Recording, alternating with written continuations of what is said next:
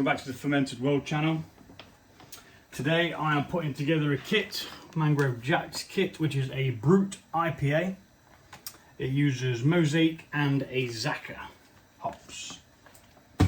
For this kit, it specifically says you need to use pure liquid malt extract. It doesn't say any alternatives to like brew enhancer, brewing sugar, or spray malt or anything like that. It says to specifically just use this. So I'm going to, but for the price of the 600 grams that I needed, for about £2 more, I could get a 1.2 kilograms. So I'm going to use the other half of this in a mead. Now I'm not sure whether it's going to be, I don't even know what it's going to taste like. It may not have any taste. It could just be sugars. I really don't know. But I'm going to do it anyway. What's the worst that could happen? It saves it getting wasted, and it's more economic to get the flipping one for an extra, I think it was an extra £2 for an extra 600 grams. So yeah, it don't add up to me. But that's what we're doing. But before that, I've got some water boiling over there ready to put some hops in. But first, I'm going to reseal the lip of this and the inner lip of that. The main reason, this is really old now, it's had countless brews in it, so air does escape, which means it doesn't give you the lovely bubbling visibility of what's going on there. So yeah, that's what we're going to do. I'm going to speed it up.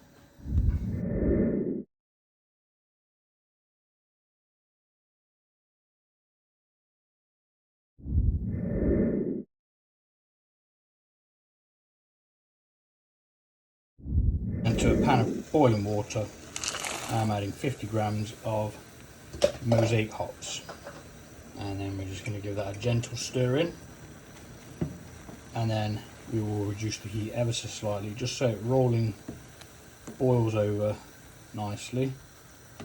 Reduce the heat now.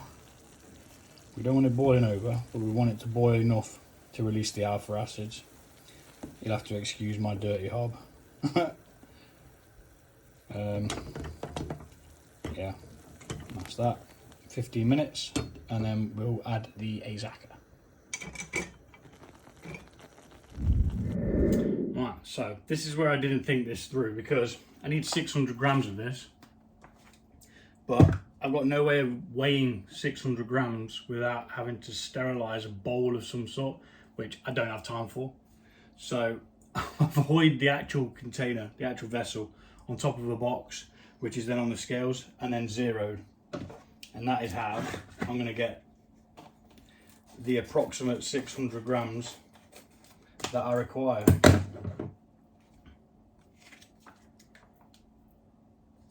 Malty. I'm going to pay real good attention to this and stop as close to 600 grams as possible. 4, that's 5,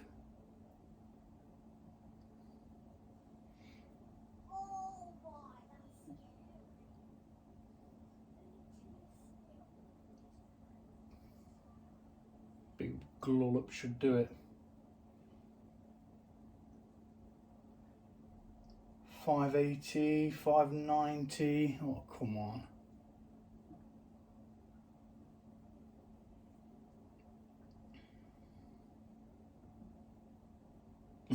And now it goes beyond it, of course it would, wouldn't it? Not to worry. It is what it is. There we are. And that is going to get used shortly. I need to put it on something though, otherwise the dribble bit will dribble. That'll be used shortly. So there's 634 in there.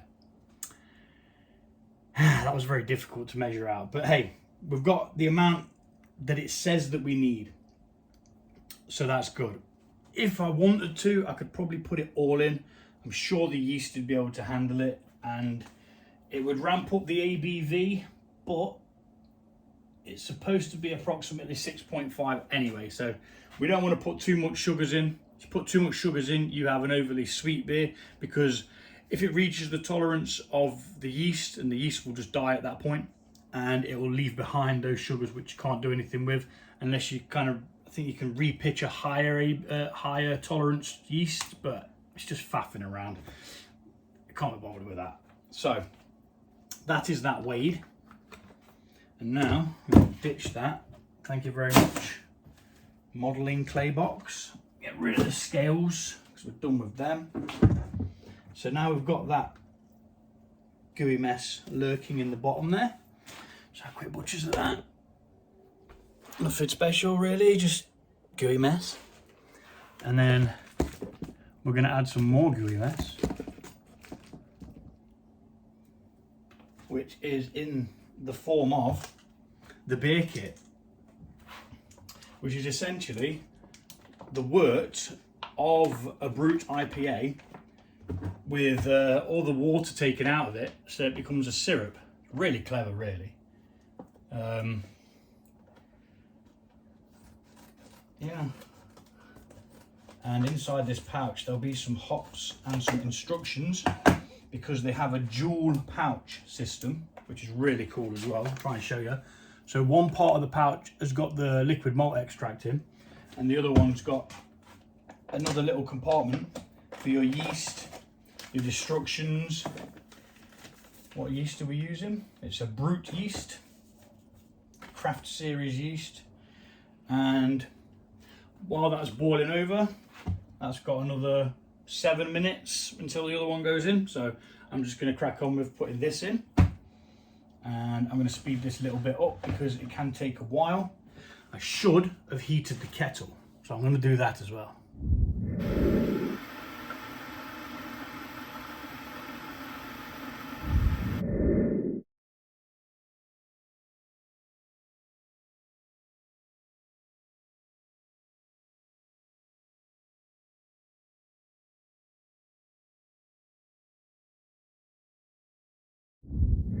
So normally what I would do is I wouldn't have put that liquid malt extract in there yet, either of them, but I'm just trying to speed things up so there's one less thing to do. So very shortly, in the next minute or so, the next lot of hops is going to go in. This hops here is going to go into the fridge with the other hops, just to keep it fresh, which is always a recommendation. Same with the yeasts, keep your yeasts in the fridge, just keeps them dormant. You can actually freeze your hops as well, I've heard. I think I did that while I was gonna not use it for a long time. I had some Centennial hops for a beer that I did yonks ago. Now these kits instructions are all pretty much generic. The only one that was ever actually different was a oaked, I think it was a Scottish oaked ale or something like that, and it had some oak chips in it. But this just looks like it's same generic jobby. Check it after 7 days, add dry hops. Yeah. Don't add the hops until below yada yada yada. So that's same as it always is. So we're just going to wait now for all the hops to go in. We'll give the azacca 15 minutes in the boil. Then we're going to transfer that hot water, which we're going to use as our start water. It says use kettle water, but I always boil hops, additional hops, sorry, than what they give you, to make it more bitter. And then I add a shit ton of whatever's left over. My hops was bought from a company up in Scotland called Cross My Loof. A chap there called Steve sends it out within, it's here within 2 days. It's come all the way from Scotland. I mean, sometimes Amazon's a bit slower than that. But yeah. So that's what we're gonna do. We're just waiting on that now. I'm gonna go put the other stuff in and we'll be back. Right, so the mosaic's had 15 minutes on its own. Now the azacca goes in for an additional 15 minutes, which gives the azacca 15 minutes and the mosaic 30 minutes. Happy days. or hoppy days. No, happy days. Hoppy days is just cheesy. So what boiling the hops does is it releases the essential oils and alpha acids, which is what gives it the bitterness. So by adding 2 hops at different intervals, it gives you a multi-layered hop profile. Right, so it's now finished with its boil. That's a full 30-minute boil for the mosaic and 15 minutes for the azacca. Now I'm going to pour it into this little filter thing. Some always goes over the side, but that's just an occupational hazard. Just be very careful with this because it is literally boiling hot. You really don't want to get burned because that'll make everything just stop and become a bit shit. So be careful when boiling and messing with hot things. I want to try and get it into this filter so that we don't have to deal with it later on floating around in the bloody beer, because it breaks me. Blocking up the, what do you call it? The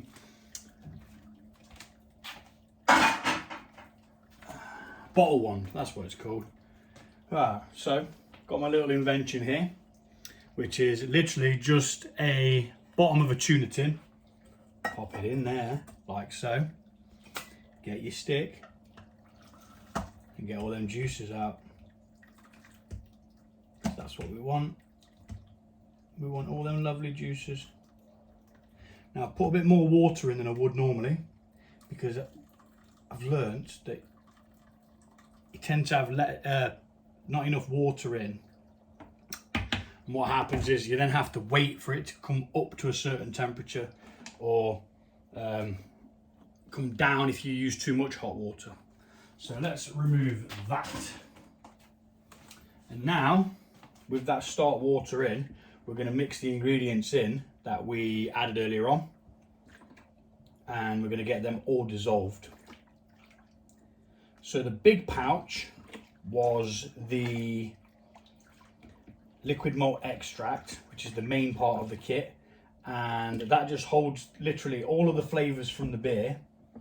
And the smaller pouch is just essentially the sugars. Probably a little bit of flavour in there as well. But yeah, right, so this is going to take some time to mix in because I've done it backwards instead of adding it to hot water. But it will get mixed in, and that's what I'm going to do, and I'm going to speed it up.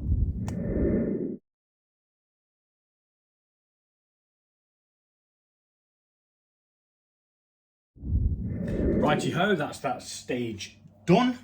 Now we add water. This is only going up to 18 litres for this kit. Then we're going to take a hydrometer test. We're going to beat some air into it, and we're going to pitch the yeast, which is here. Now you can make a yeast starter where you add your yeast to a bit of water and it just kind of gets it going and awake and stuff, and then you can add it that way. I never bother, I just add it dry. I do the same with my mead, add it dry. I've tried it a couple of times with water, but it just seems a bit more ball ache than it's worth. So yeah, let's crack on.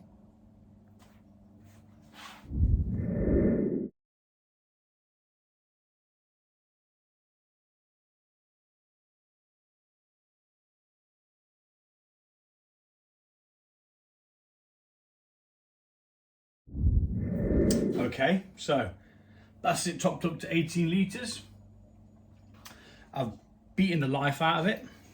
It's got plenty of oxygen in there for the fermentation to start up. I've got my hydrometer over here.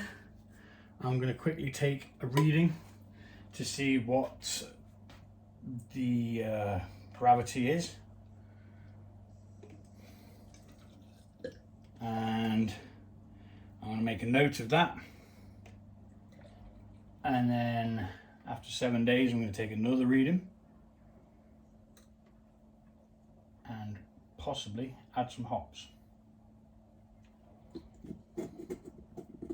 depending on where the reading is.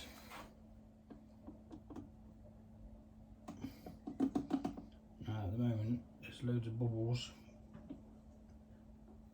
stopping my view. So I'll come back to it a second later after finding my little book, and we're now at 2, 4, 6, 8, 10. So it's bang on the 50 mark. So yeah, bang on the 50 mark there, which is good. I can go back in there because this has been sterilised. Check the temperature. That's sat at 24, that is perfect. So adding that extra bit of hot water really did help, which I'm going to do in future. I always do too much with mead and not enough with beer batches. And now we're going to pitch the yeast. I'm just going to gently sprinkle it over the top and then mix it in as evenly as possible, although don't worry about it too much because it's going to fall down and start consuming them sugars and produce some alcohol.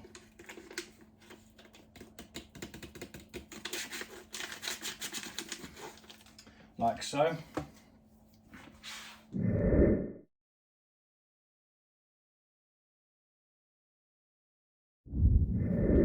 And the last step is mix the yeast in. It's already starting to, looks like it's replicating itself. It smells good. There's a really, really big yeasty smell coming off that. So it's activating the second it's hit this wort, or wort, whatever you call it. Just gently mix that in. We've already oxygenated. We don't need to add any more oxygen.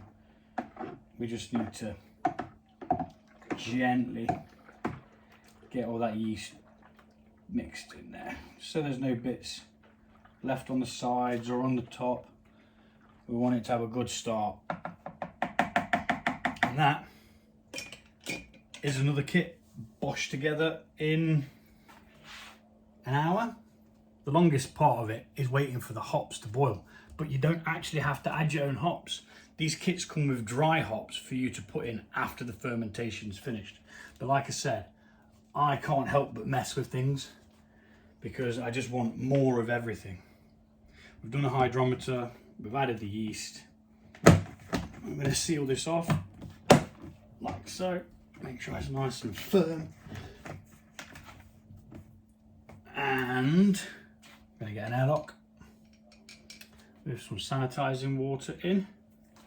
And we're going to pop it in there, and then within 24 hours I expect to see lots of bubbles whirling around in there, showing us that the fermentation has kicked off to a good start. I need to write the new label of what's on there because that is not what is on there. This is not the checkibg IPA, because the checkibg IPA is here in secondary, carbonating at the moment, naturally carbonating. That's got another 2 days on there, and then it's off to the store to chill and clear out better. It started clearing already, but just really slowly in a warm environment. And there you have it, another one done. And as I said, this is an 18 litre batch, so there will be less. The checkibg that got 42 bottles, so probably I'm thinking about 36-ish, maybe a couple less. But hey, and that's nearly the end of my beer kit saga. I'm going to be moving to a all grain soon. I'm going to start off with boiling a bag, see where I go. And then if I enjoy what I'm getting from that, I'm going to invest in some more sophisticated kit.